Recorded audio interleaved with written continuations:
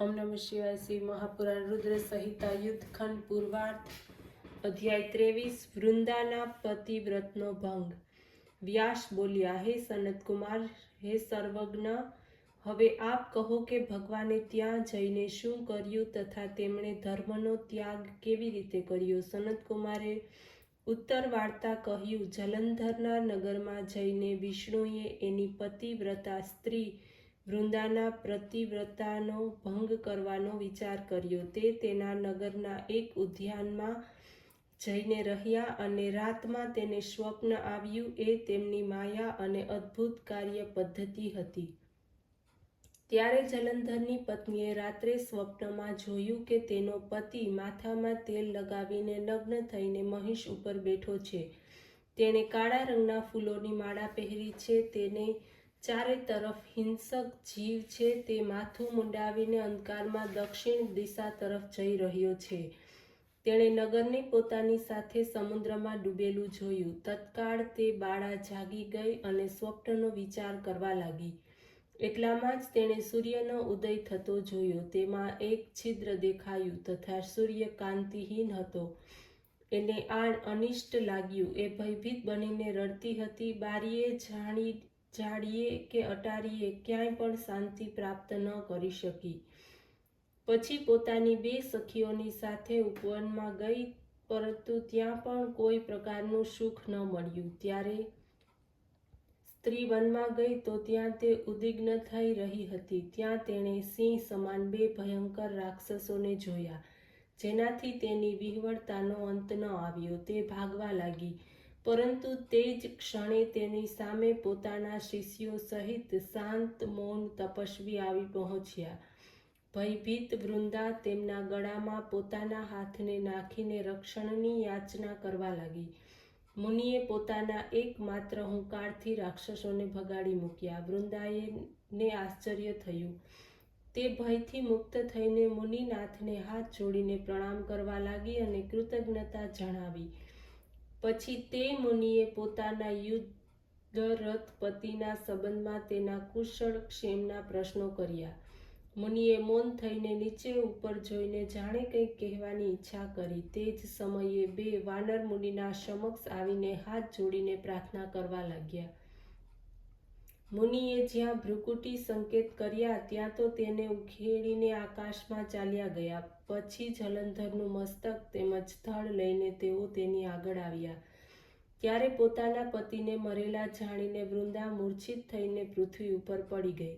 અનેક પ્રકારના વચનોથી તે દારૂણ વિલાપ કરવા લાગી. તે મુનિએ તેણે કહ્યું, હે કૃપાનિધિ, આપ મારા આ પતિને જીવતા કરો. પતિવ્રતા પરાયણ દૈત્ય પત્ની આ પ્રમાણે કહેતી હતી. દુઃખના શ્વાસોને મુક્તિ મુનીશ્વરના ચરણમાં ઝૂકી પડી. ત્યારે મુનિએ કહ્યું કે એ શિવજી દ્વારા યુદ્ધમાં માર્યો ગયો છે. તે જીવિત થઈ શકે તેમ નથી, કારણ કે તેને ભગવાન શિવજી મારે છે તે કદાપી જીવિત થઈ શકતો નથી. પરંતુ શરણાગતની રક્ષા સનાતન ધર્મ છે. આ કારણે કૃપા કરીને હું તેને જીવતો કરું છું. સનતકુમારે કહ્યું, તે સાક્ષાત વિષ્ણુ હતા, જેણે આ માયાને ફેલાવી હતી. વૃંદાના પતિને આમ જીવતો કરીને અંતર્ધ્યાન થઈ ગયા. સાગર આત્માએ ઉઠીને વૃંદાને આલિંગન આપ્યું. તેનું મુખ ઝૂમ્યું. વૃંદા પણ પતિને જીવિત જાણીને અત્યંત હર્ષ પામી અને અત્યાર સુધીની વાતોને સ્વપ્ન માનવા લાગી. પછી વૃંદા સકામ બની ઘણા દિવસો સુધી તે વનમાં રમણ કરતી રહી. પછીથી એક વારના સંભોગકાળના અંતમાં વિષ્ણુને જોઈને તે બોલી કે પરાઈ સ્ત્રીમાં ગમન કરનાર વિષ્ણુ, તમારા શીલને ધિક્કાર છે. મેં જાણી લીધું કે તે માયાવી તપસ્વી તમે જ હતા. હે વ્યાસજી, એમ કહીને અત્યંત ક્રોધિત થઈને તેણે પોતાનું તેજ પ્રગટ કર્યું. શાપ આપ્યો, તમે માયાવી જે બે રાક્ષસ મને બતાવ્યા હતા, તે જ બે રાક્ષસો કોઈક સમયે તમારી સ્ત્રીનું હરણ કરશે. તેના વિરહમાં તમે વાનરોની સહાયતા લેશો, વનમાં ભ્રમણ કરશો અને આ સર્વેશ્વર જે તમારો શિષ્ય થયો છે એ ત્યાં પણ તમને સાથ આપશે. એ પ્રમાણે કહેતી પતિવ્રતા વૃંદાએ વિષ્ણુ દ્વારા મનાઈ કરવા છતાં પણ અગ્નિમાં પ્રવેશ કર્યો. બ્રહ્માદિ દેવતાઓ આકાશમાંથી એની સંગતિ દેખવા લાગ્યા. વૃંદાના શરીરનું તેજ પાર્વતીના શરીરમાં ચાલ્યું ગયું અને આકાશમાં જય જય શબ્દ થવા લાગ્યો. પતિવ્રતાના પ્રભાવથી વૃંદાને મુક્તિ પ્રાપ્ત કરી. અધ્યાય 24 જલંધર વધ. વ્યાસે કહ્યું, હે તાત, આ પછી યુદ્ધમાં શું થયું તથા તે દૈત્ય કેવી રીતે માર્યો ગયો? કૃપા કરીને એ અદ્ભુત કથા મને સંભળાવો. સનતકુમાર બોલ્યા, જ્યારે પાર્વતી ત્યાંથી અદૃશ્ય થઈ અને ગાંધર્વી માયા પણ વિલીન થઈ ગઈ, ત્યારે ભગવાન વૃષભધ્વજ ચૈતન્ય ગયા. તેમને લૌકિકતાની વ્યક્તતા કરતા ઘણો ક્રોધ કર્યો. પછી વિસ્મિત મનવાળા થઈ શિવજી જલંધર સાથે યુદ્ધ કરવા લાગ્યા. જલંધર શિવજીના બાણોને કાપવા લાગ્યો, પરંતુ જ્યારે તે બાળને કાપી ન શક્યો ત્યારે શિવજીને મોહિત કરવાને માટે માયાવી પાર્વતી બનાવી પોતાના રથ ઉપર બાંધી લીધી, જે શુંભ નિશુંભ દ્વારા બાંધ્યમાન હતી અને વિલાપ કરતી હતી. ત્યારે પોતાની પ્રિય પાર્વતીને કષ્ટમાં જોઈને લૌકિક લોકોની જેમ શિવજી વ્યાકુળ થઈ ગયા અને તેમણે જાજવલ્યમાન ભયંકર રૌદ્ર રૂપ ધારણ કર્યું. હવે તેમના રૌદ્ર રૂપને જોઈને કોઈ પણ દૈત્ય તેની સામે ઊભા રહેવાને માટે સમર્થ ન હતો.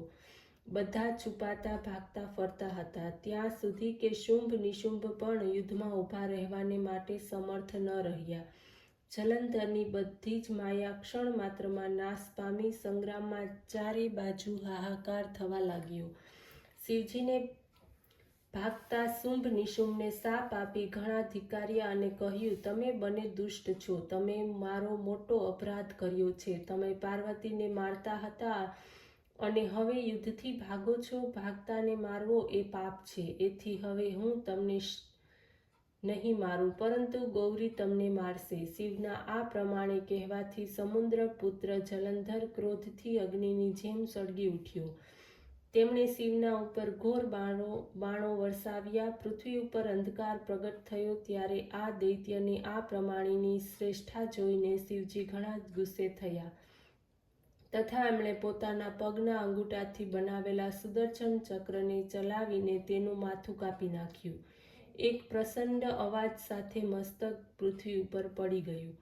મહાન હાહાકાર વર્તાયો. અંજન પર્વતની જેમ તેના શરીરના 2 ભાગ થઈ ગયા. એના લોહીથી યુદ્ધભૂમિ ભીની બની, પૃથ્વી વિહવળ બની ગઈ. શિવ આજ્ઞાથી એનું લોહી માંસ મહારૌરવ જઈને તેને રક્તકુંડ થયો તથા એના શરીરનું તેજ નીકળીને શિવજીના શરીરમાં પ્રવેશ પામ્યું, જેમ વૃંદાનું તેજ ગૌરીમાં પ્રવેશ પામ્યું હતું. જલંધરને મરેલો જોઈને દેવતા, ગંધર્વ અને સર્પો પ્રસન્ન થયા. ઓમ નમઃ શિવાય.